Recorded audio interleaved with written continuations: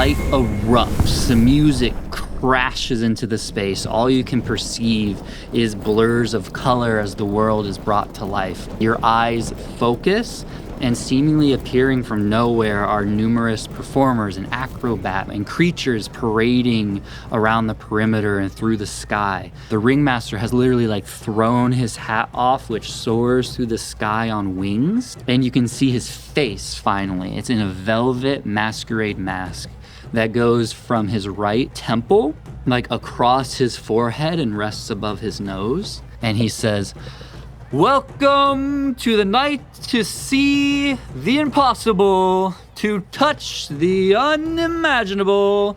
Watch closely, listen carefully, and believe fully. Open your hearts, your minds, because tonight the ordinary has vanished and only the extraordinary remains. To you, my dear friends, are all invited to bear witness to it all. This is Fate's Embrace Carnival." Too Many DMs presents The Children's Adventure, Part 9, the finale.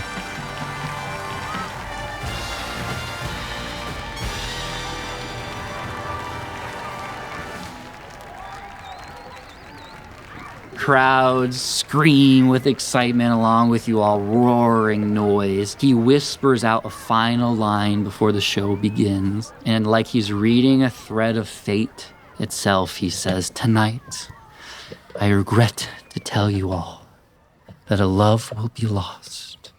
And some lovers in the audience pull each other closer, but they quickly forget as he shouts, "Enjoy the show!"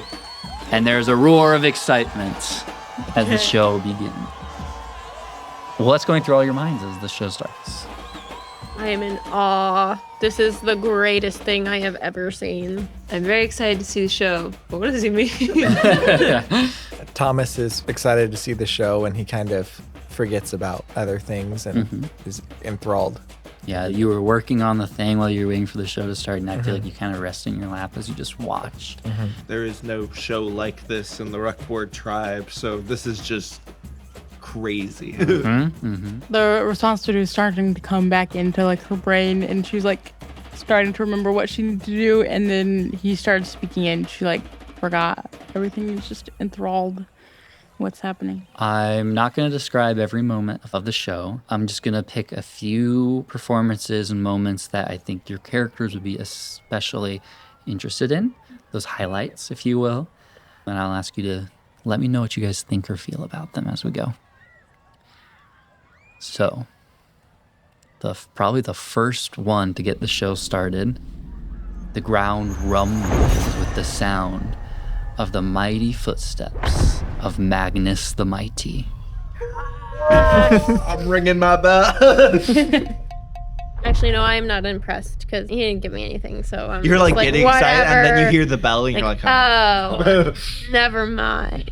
He enters the ring imposing like you saw him before, strong in sort of an outfit this time, less in casual clothes, and he begins to perform glorious feats of strength. They are astounding and astonishing. What goes through Kinnis's mind seeing such a big, strong creature perform such great feats of strength? Kinnis has seen strength before through his father, through the other members of the Ruckboard tribe, but he's never seen him in such a showy way. So Kinnis fully believes that this Minotaur, even if it's not necessarily true, is the strongest being he's ever seen and must be blessed by Drogoth himself. Yeah. Yes. He is so strong, so powerful, must be blessed by Drogoth. You remember that star in the sky shining down. And seemingly when he plans to exit stage, a huge, ape, unnaturally large, runs into the ring and squares up against Magnus in combat. It is 3 times his size, and Magnus is big. It's taking up a quarter of the ring with its size, and they fight valiantly and epically. And eventually Magnus spears it with his horns, lifts it up above his head, and starts spinning in place, heaving it into the air, and you watch as that ape like flies out of the tent and like disappears into the night sky with like a ding of his Wow. Whoa. I feel like this is your first time like seeing a battle, like a fight between monster. And I've imagined it. Are my people in the Hollow Dark, but I don't think I've seen anything but training up till. in person is something spectacular. Next, a little later in the night, ropes and fabrics lower from the ceiling, along with some acrobats. They are called the Stellar Twins, one dressed in gold like the sun, and the other dressed in silver like the moon. As you watch, the moon moves gracefully along a line of silk, as if walking through the air itself. She flips and spirals, her hair glinting faintly in literally the moonlight as the tent's top is opened. But in contrast, the sun spins like quickly, like a catching flame, his movements sharp and bold, bursting with energy. Liora, what's going through your mind at the sight of these like beautiful silks and threads and the way they use them to fly? I think I'm looking at the moon one especially, and the way she like glides through the air and flips. And the biggest thing in my mind is like, I want that to be me. Mm-hmm. I want to be good and beautiful and magical and free. Their motion and their movements express freedom in that way, but their story tells something a little different, as the story seems to be of the sun and the moon and them falling in love, but how they're never able to hold each other, always being on opposite sides of the world, as their movements through the sky like mirror each other. Eventually, the sun tries to literally tear through the world to make it to the moon. But in doing so, it falls, horrifically tangling in threads as they pull it downward to the ground. The crowd gasps and the moon screams as the sun hits the dirt in this like explosion of flame. Silence falls. After a breath, the sun can be seen once more, lowering from the sky, alive, immortal, but still far from his love. And the crowd applauds, some of them even crying at this. I think Liora tears up at it too, but she's not really sure why. How does Jude feel seeing such effortless movement through the sky? These acrobats, free yet unable to go where they want. I just think I am like amazed by the performance. Like, I don't get the story at all. I think just seeing them like practically flying and flipping through the air is just so amazing to me. And I'm like, I want to do that, like exactly that. I want to fly and flip and just move in crazy ways like that. Beautiful indeed. The entertainment takes a more exciting energy as the ground begins to rumble, and a huge, mechanical Leviathan explodes out of the ground at the center of the ring. It roars furiously as all the spectators can see rows of like jagged metal teeth and a grinder in its throat still crunching up chunks of earth from where it just blasted out of the ground. Steam pours out of its nostrils. This maddening marvel of machinery ready to tear you all to shreds.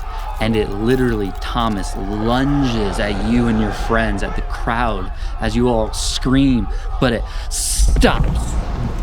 Sure, as you hold your hand out trying to protect yourself, it stops. And a foot or two away from your face, breathing on you. And if you look around it, you can see it being held by the tail. Some sort of like steam-powered mech holding it at bay. Its hands literally tearing into the metal of the Leviathan as it holds it back. And its ears on the robot like spin faster, flames bursting out of pipes in its back, and its limbs like fully engage as it slams the monster into the ground, dirt flying out into the audience, literally in your face. As you wipe like dirt away, what's like Thomas thinking? Thomas thought it was really cool. Then he was, legitimately scared when it was lunging at them. When it froze in front of him, when he put his hand up, he was like not sure what happened. And then like the smoke just like billowed on them. And for a second, he was kind of reminded of the train when it blew smoke on him and Eliza.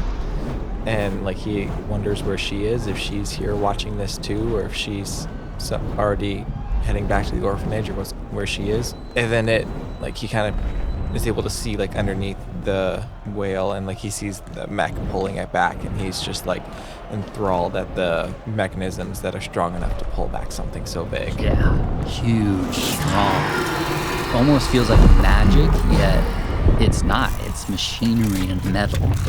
You continue to watch this mighty battle between this steam-powered Leviathan and this like kaiju fight. And the crowd is erupting in cheers when eventually the beast is defeated. Thomas has remained mostly solemn throughout this, but like he actually kind of cheers at this point and is excited about it. Awesome. At some point,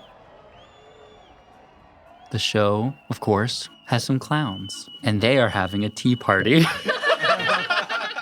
Your expected gags and jokes ensue, the crowd dying of laughter. At one point, a clown gets upset, lifting a teapot and angrily throwing it at the ground, but it doesn't fall.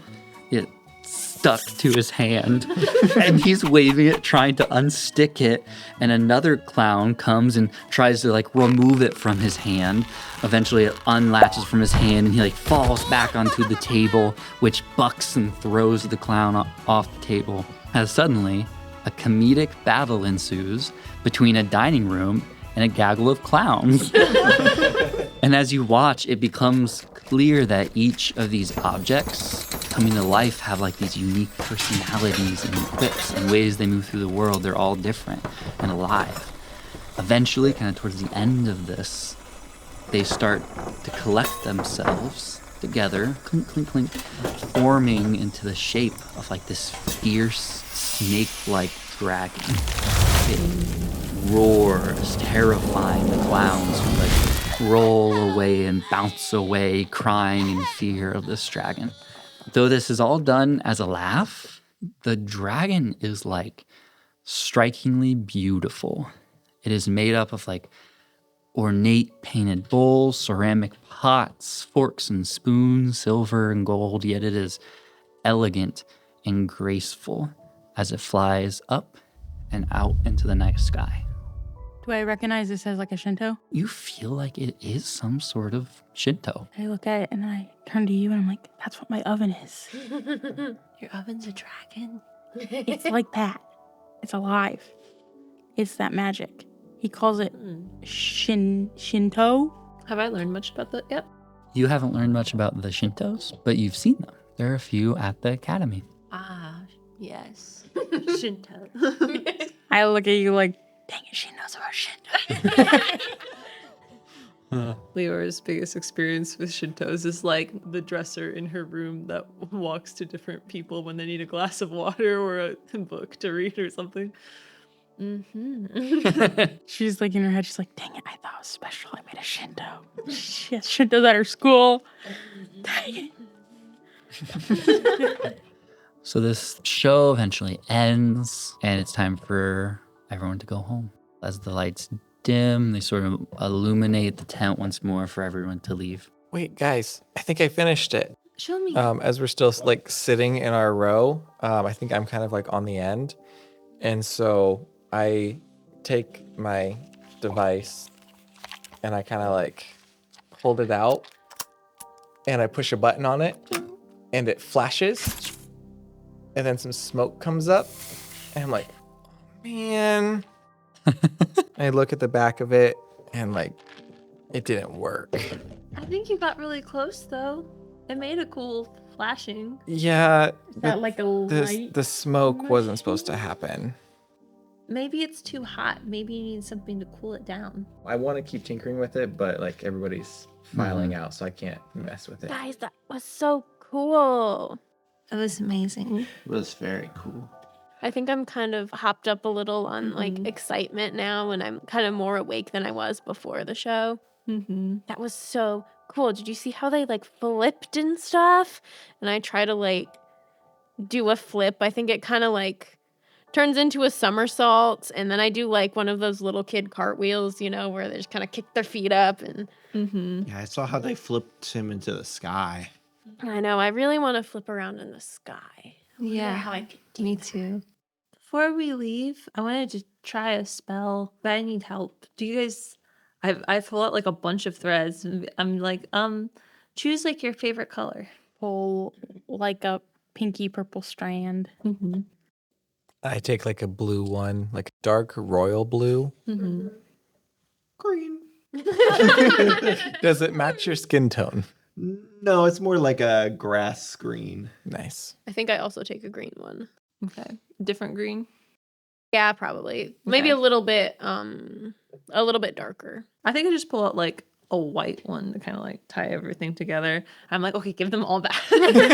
I'm like, start making stuff. I'm like, we're learning like basic weaving spells in school, and this one's supposed to help like keep people close to you. And I liked hanging out with you guys today. So I know I have to go back to school, but it'd be nice to hang out again. You have to say magic words, though. That makes it more powerful. Okay, I don't know any magic words though. I know magic words. I can say them. I know a few. Deirdre. As I'm like weaving it and making bracelets for everyone, I just say like, I give you my fate, a piece of the thread. May what has unstrung be woven again. I just hand up bracelets. You don't have to wear them. I'll They wear look it. I put it cool. on. I like it. I put it on too. But yeah, it's magic. So if we come back together, magic's real. As you hand that out, Liora, you see a different side of this world. You see the loom line.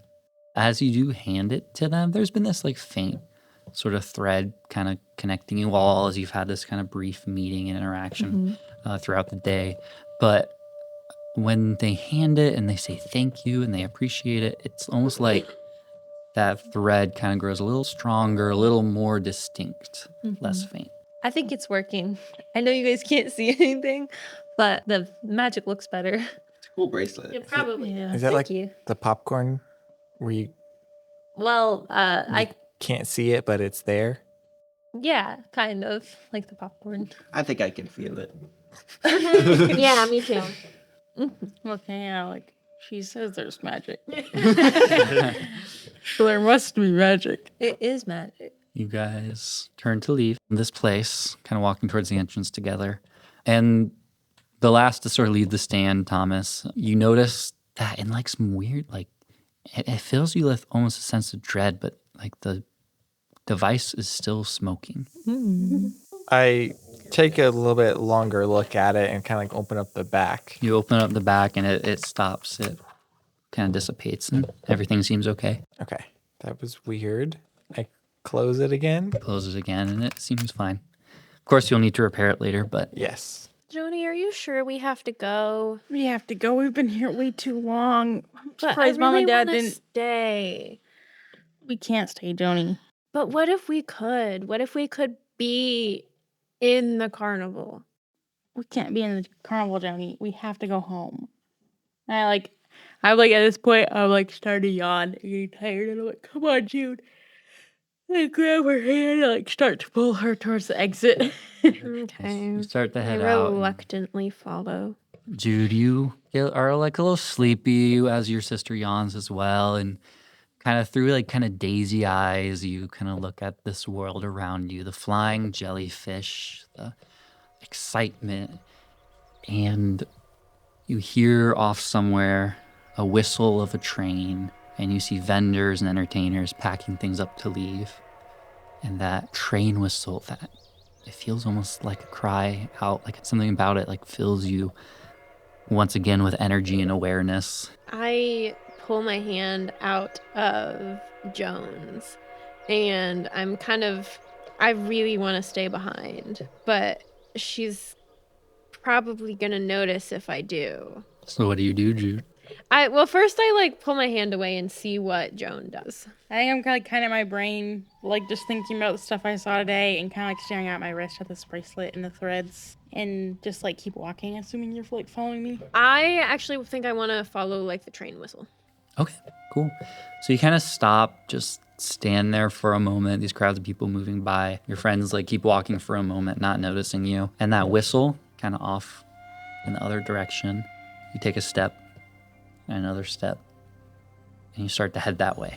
I'm gonna run I towards the think- train whistle. Kinnis might notice. Because Kinnis is a fairly observant person, and I think out of the whole group, he's connected most with Jude. So I think he sees her going and like walking away, but I don't think he says anything.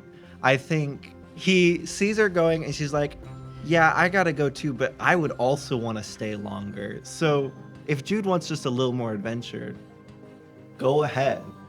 And so I think I walk with the rest of the group and don't say anything. Okay.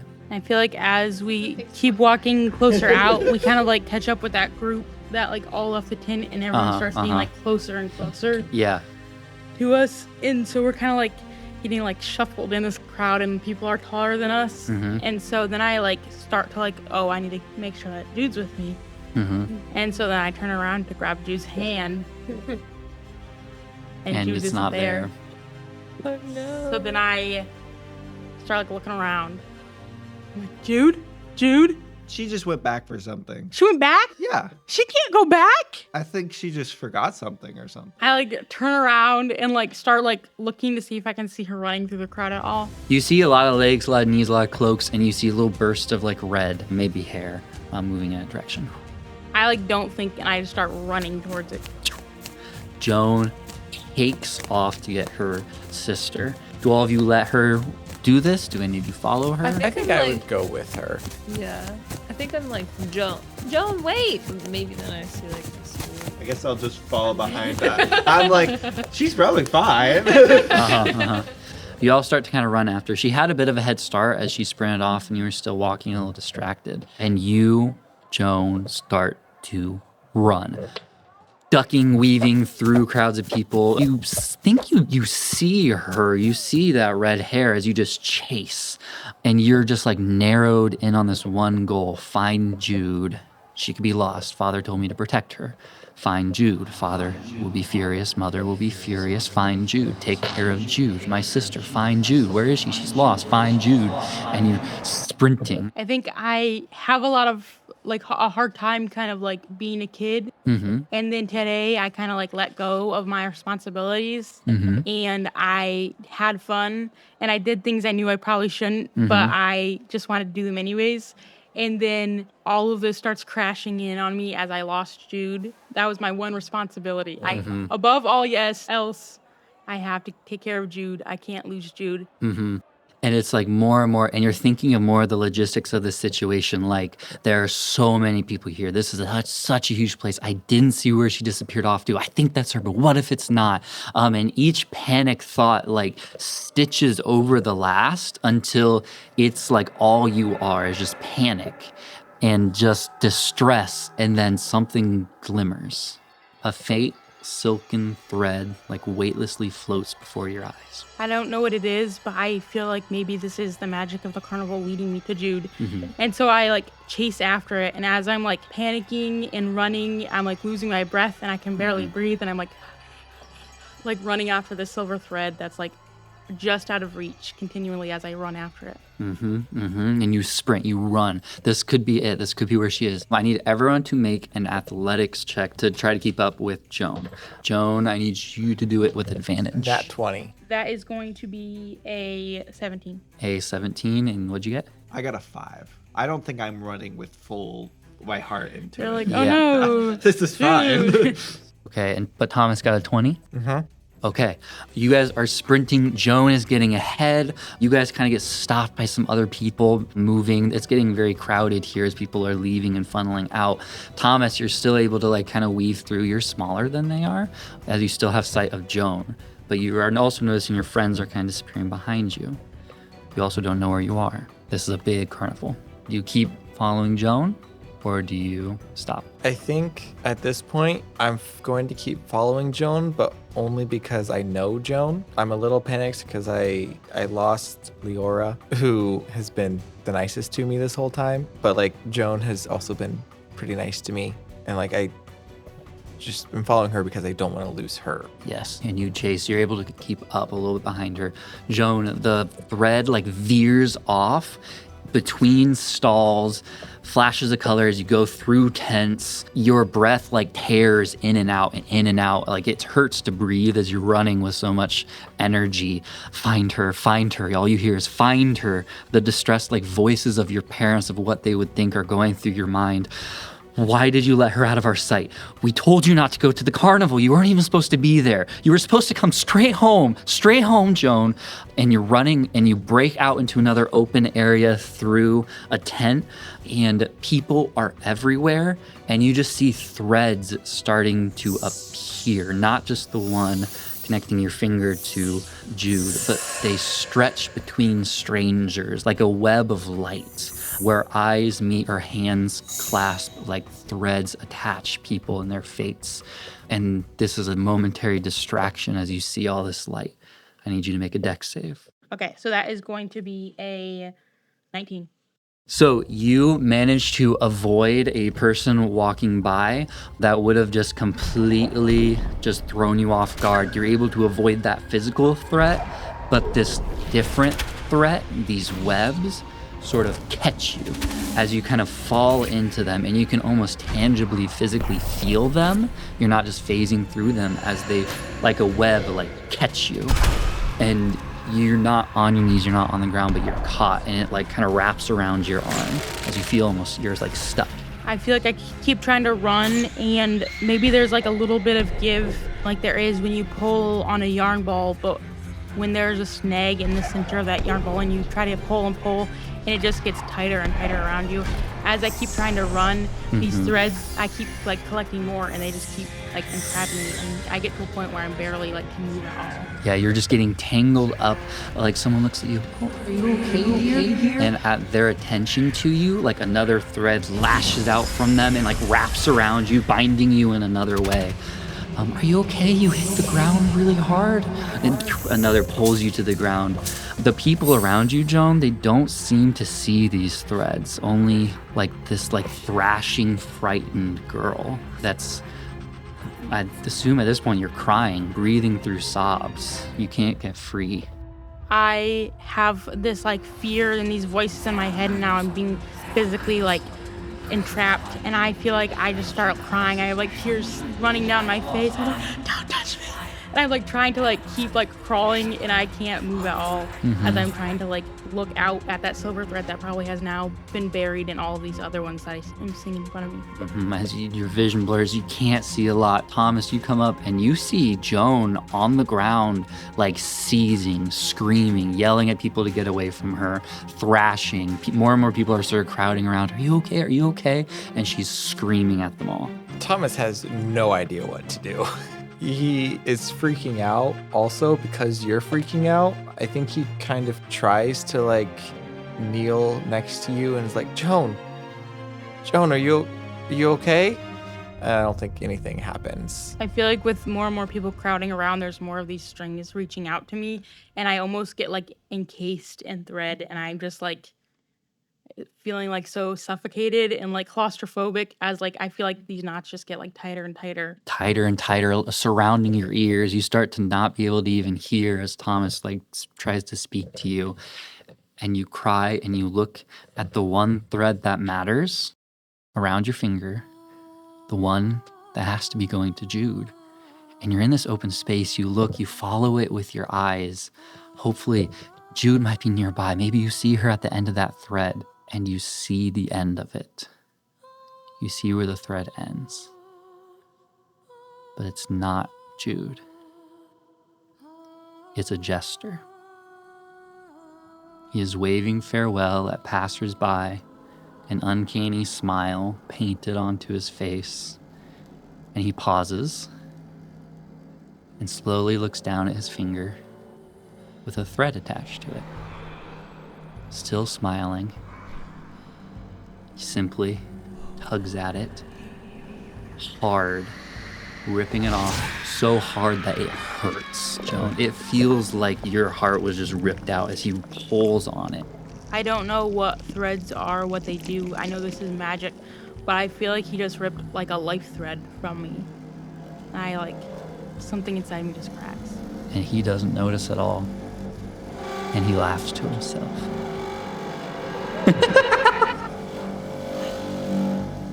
I hope that wasn't important. And he turns and walks away. Do you stay by her side at all, Thomas?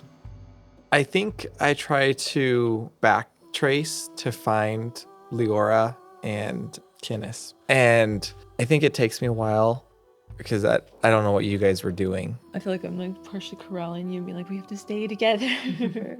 Yeah, so you guys are still looking. Thomas, you don't quite find them yet, but you know the direction of the entrance. You head towards there. Maybe you can find help. Mm-hmm. Joan, you're lying there, tears, sobs. The dirt beneath you is like becoming mud. And what looks like a constellation of stars is like moving towards you. Oh dear, I'm sorry. It's not easy, I'm sorry.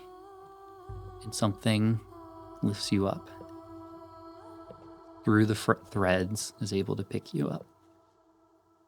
And holds you close. You feel warmth. I'm so sorry, dear. I'm so sorry. It's okay. You feel like stroking on your face as someone's trying to comfort you. I still have like tears like running down my face. I'm like, where did she go? Where did she go? And someone carries you off.